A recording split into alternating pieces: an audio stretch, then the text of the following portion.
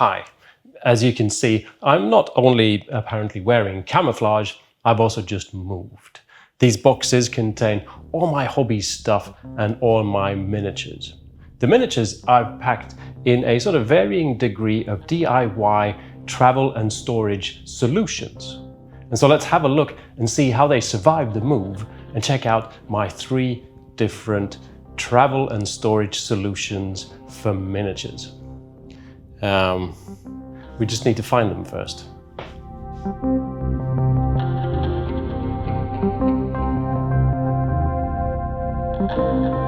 Brutal Cities, Pile of Shame and Brutal Cities, compressor and bookkeeping. Okay, no. Oh no, it's the worst hobby product humankind has ever invented.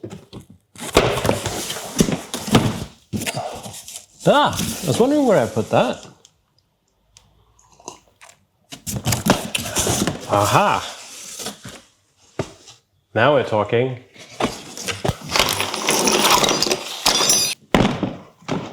You'll have to excuse the mess. Kind of in the middle of things, honestly.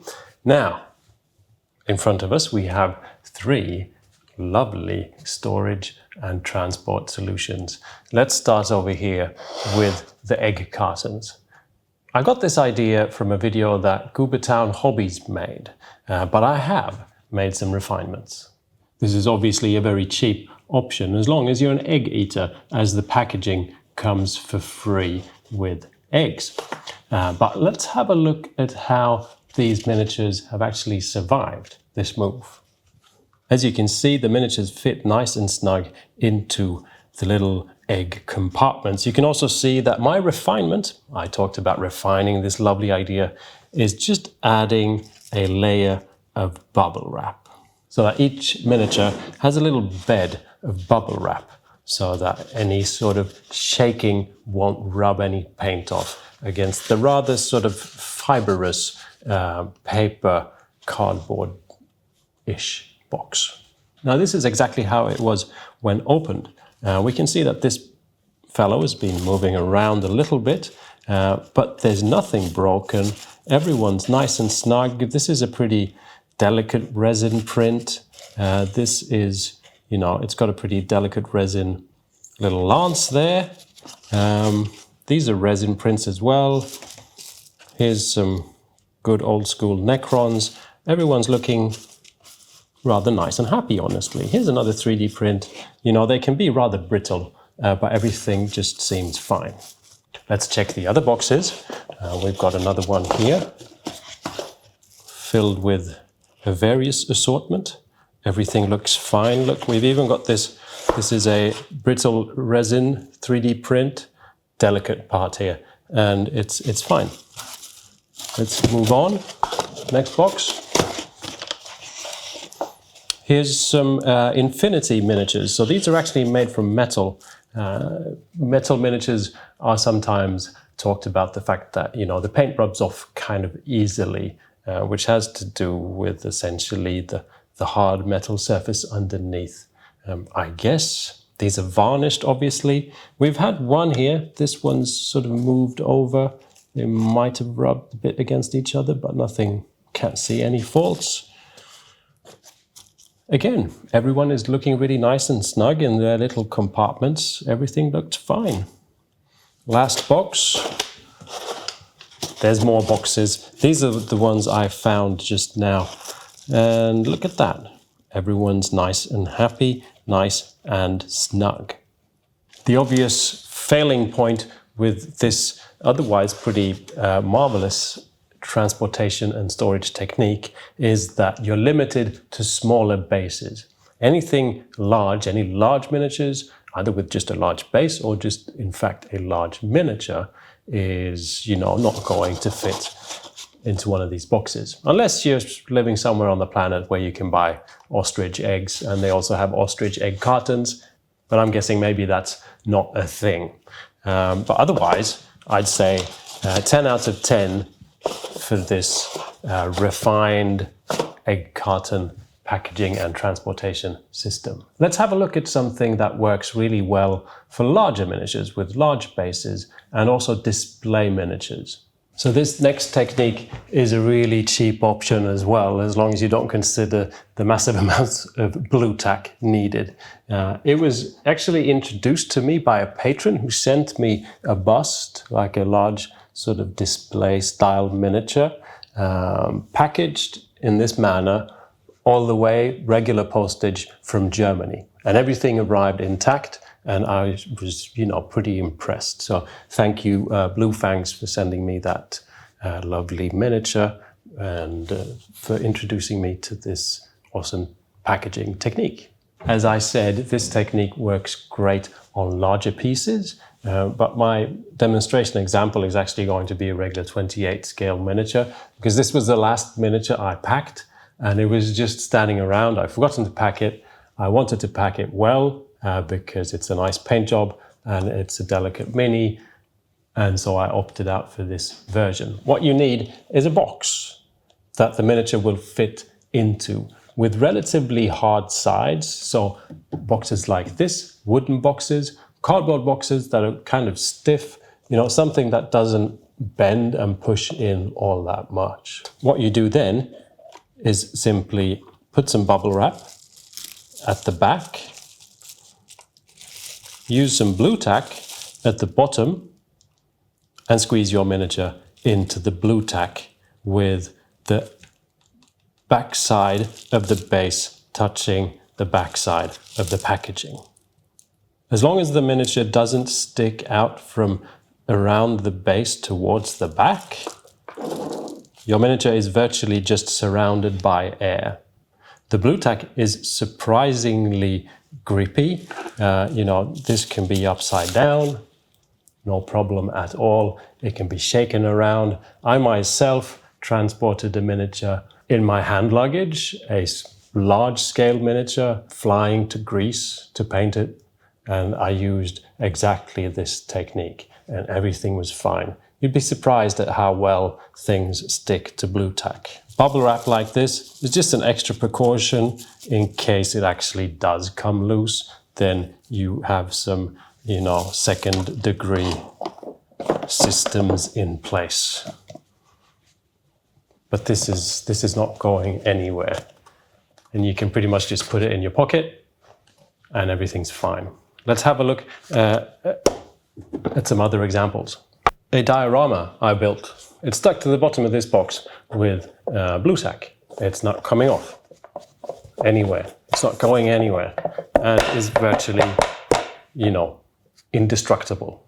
I had some miniatures that were sort of a bit extra delicate. I unfortunately also kind of ran out of blue tack. We can see that this mini has in fact sort of been attacked by gravity. The problem is that this is an actual real rock, and so this thing is really heavy. But it actually still managed to make its way all the way over here without a scratch. This is a very, very delicate 3D printed rod thing here, this standard or whatever it is. I was afraid that was going to break. It looks fine. It's just blue tacked to the side. Over here is a big sort of display style miniature, just stuck to the side with blue tack. It's actually not touching anything around it. There's just air and bubble wrap, and it's fine. Here's another one. Now these, I attach these to the side, which is not really the point. The point is it should be standing up as much as possible. But if you package something and you want to post it, then you have no idea really where it's going to go. But have faith in the blue tack. Lastly, we have these plastic boxes. These are called really useful boxes, made world famous by the great Duncan Rhodes. But the technique here is actually not about the boxes themselves, but it's about magnets. All the miniatures in these boxes are magnetized. I've glued little magnets on the bottom of each miniature. At the bottom of each plastic container, I've attached a magnetic sheet that I ordered off of Amazon. It's got this peel-away sort of protective cover here, self-adhesive on the other side. Just stick it to the bottom of one of these plastic boxes and you can store your miniatures carry your miniatures even sort of upside down if you want to. This then obviously works on any type of box. You don't need these really useful boxes specifically. You could, for example, have something like an old toolbox. Works fine. Or just put these in some other type of plastic box, cardboard box, or whatever.